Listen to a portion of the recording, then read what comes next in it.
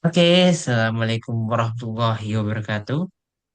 Kami dari kelompok 7 akan mempresentasikan tentang penggunaan segmen dan juga bioedit dalam sequencing DNA. Tapi sebelum itu, sebelum izinkan saya untuk memperkenalkan diri dan juga anggota saya. Perkenalkan nama saya Mahfuzan dan juga anggota saya Aisyah Aswandi, Adiana Sutanti, Safira Nabila Irisha, dan juga Salwa Zakiyah. Baiklah, tanpa menunggu waktu, marilah kita akan mulai eh, pengertian pengertian dari segmen Nabi Edit. Nah, segmen itu apa itu? Segmen itu adalah aplikasi. Bentar. Segmen itu adalah perangkat lunak yang dari DNA Starlink yang digunakan untuk merakit urutan DNA hasil sequencing menjadi satu kesatuan kontik. Yang itu mempunyai dan juga kayaknya segmen ini mempunyai fungsi untuk menggabungkan potongan-potongan sekuen DNA dari hasil sequencer dan juga bisa untuk menemukan dan memperbaiki kesalahan pembacaan atau misalignment dan juga untuk menghasilkan hasil alignment secara visual dan bentuk kontik dan juga untuk memudahkan identifikasi dan umumnya digunakan setelah proses sequencing gen atau genom kecil gitu. Nah, sedangkan untuk bioedit itu untuk program yang digunakan untuk berfokus pada alignment, editing, dan anotasi sequence.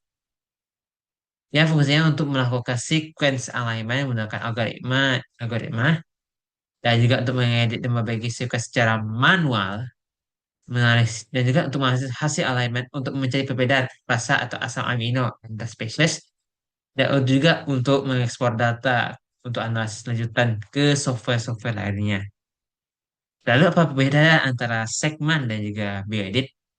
Jadi segmen ini hanya berfokus untuk menampilkan dan juga untuk memperbaiki misalignment sequence. Sedangkan bioedit itu selain untuk menampilkan dan juga memperbaiki misalignment juga untuk memberi juga untuk editing dan memperbaiki sequence. Jadi bioedit ini lebih advance dan juga bisa untuk mengekspor data ke software-software lainnya gitu. Baiklah untuk apa untuk saja akan disampaikan oleh rekan saya Celana di sebelah.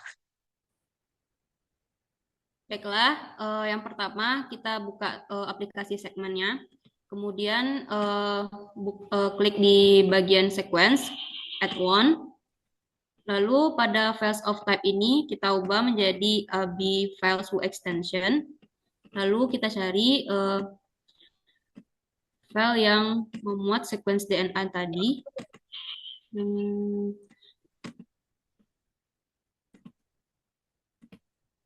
File pertama, lalu open. Kemudian ini untuk yang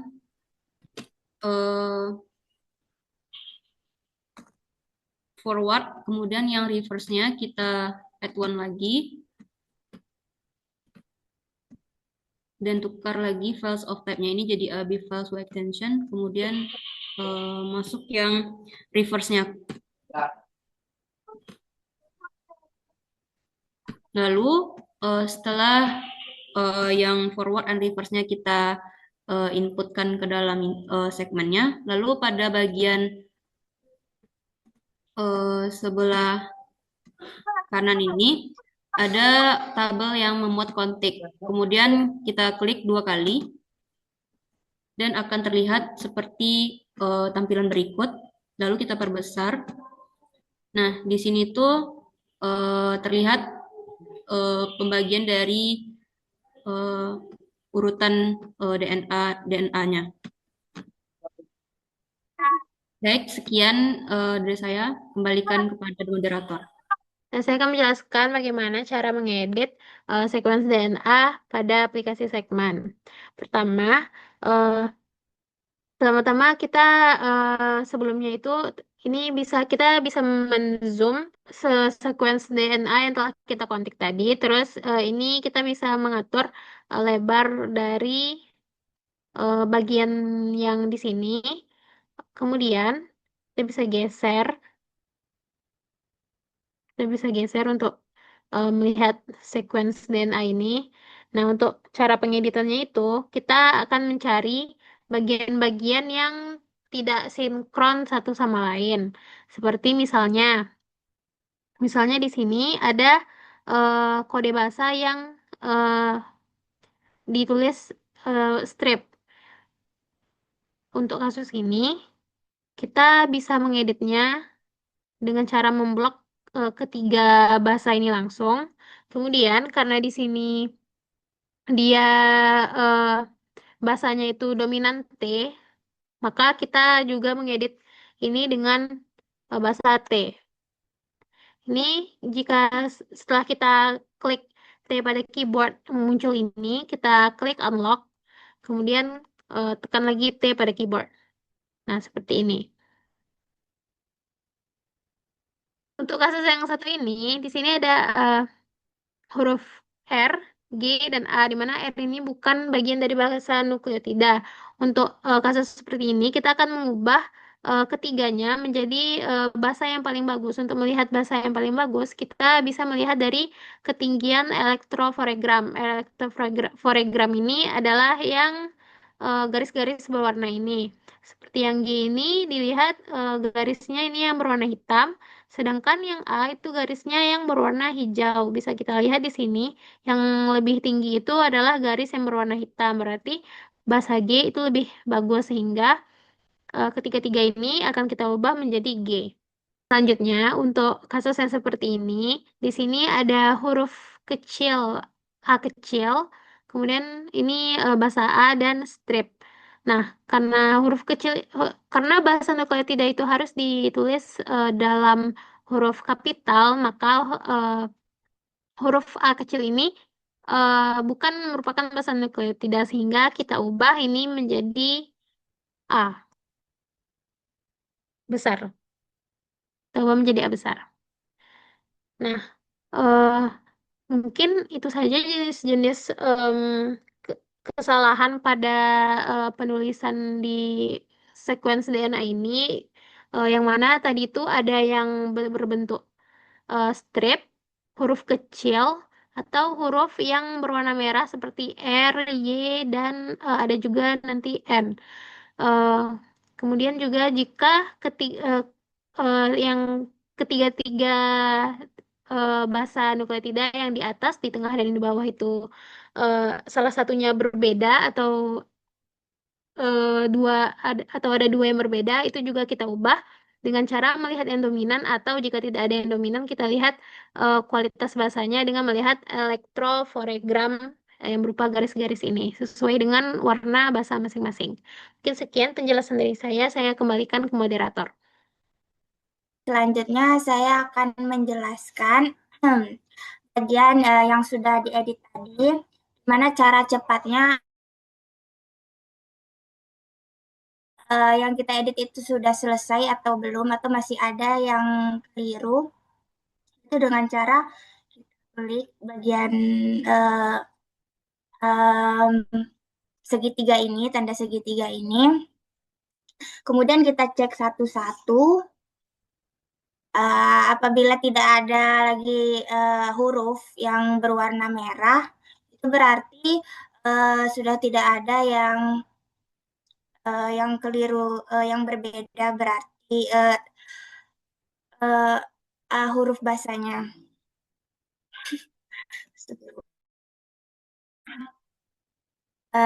Kemudian setelah selesai diedit, kita simpan filenya dengan kita klik bagian sequence,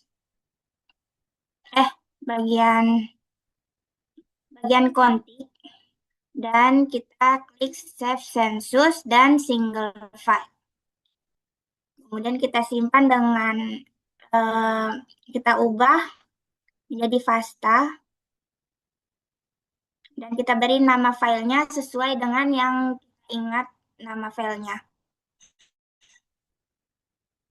Karena saya sudah ada menyimpannya, jadi seperti ini. Baik, Sekian dari saya, cara menyimpan dan cara untuk melihat eh, eh, apakah editannya sudah benar atau belum. Saya kembalikan kepada moderator. Baik, selanjutnya untuk memasukkan hasil sequence tadi ke bioedit, maka pertama-tama kita harus menekan atau memilih bagian file, lalu selanjutnya kita pilih open, lalu di sini kita bisa memilih di mana tempat kita menyimpan hasil dari save on sequence kita tadi pada segmen. Kalau di sini kita pilih download karena saya menyimpannya di download. Terus kita cari nama dari hasil savean kita tadi. Kalau sudah, maka kita tekan open, maka akan muncul hasil sequence kita seperti ini. Lalu selanjutnya kita bisa tekan bagian kontik hingga dia ada blok hitam seperti ini. Lalu selanjutnya kita tekan edit. Kita tekan edit dan kita akan melakukan copy sequence pada copy sequence to clipboard FASTA format.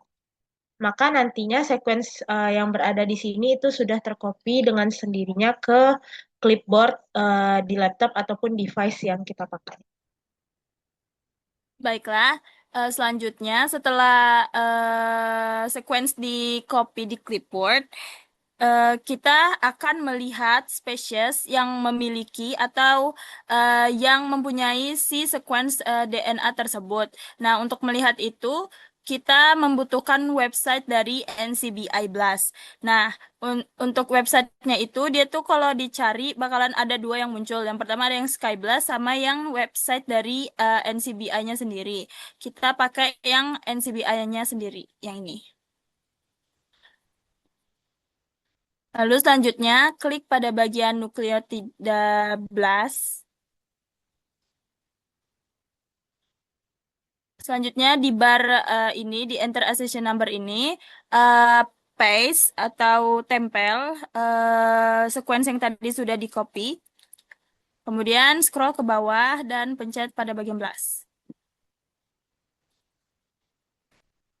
Lalu tunggu selama 3 detik. Nah, selanjutnya sudah didapatkan deskripsi dari si sequence tadi. Nah, dari sini kita bisa melihat spesies yang memiliki sequence DNA tersebut itu adalah yang pertama, yang paling tinggi dari persenan di sequence identification ini. Di sini kan yang paling pertama itu paling tinggi itu 89,92%. Nah, berarti spesiesnya itu ada di sequence DNA itu ada di spesies Hampala macrolepidota. Nah, sekian. Oke, sekian dari kelompok 7. Apabila ada kekurangan, mohon dimaafkan. Oke, kami sudahi dengan salam. Assalamualaikum warahmatullahi wabarakatuh. Warahmatullahi wabarakatuh.